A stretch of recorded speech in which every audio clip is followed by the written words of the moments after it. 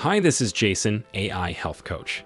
There are various medical tests that can be used to detect cancer, and the recommended tests may vary based on a person's age, gender, medical history, and family history of cancer.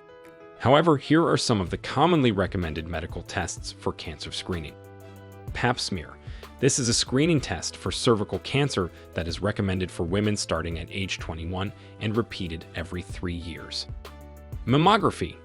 This is a screening test for breast cancer that is recommended for women starting at age 40 and earlier for women with a family history of breast cancer. Colonoscopy.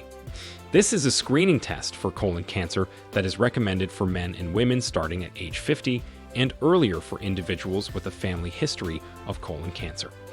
Prostate-specific antigen, PSA test, and digital rectal exam. These are screening tests for prostate cancer that are recommended for men starting at age 50 and earlier for men with a family history of prostate cancer.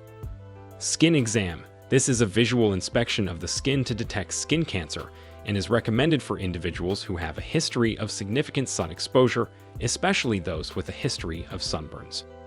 It's important to note that not all cancers can be detected through screening tests, and some cancers may require additional tests or exams for proper diagnosis.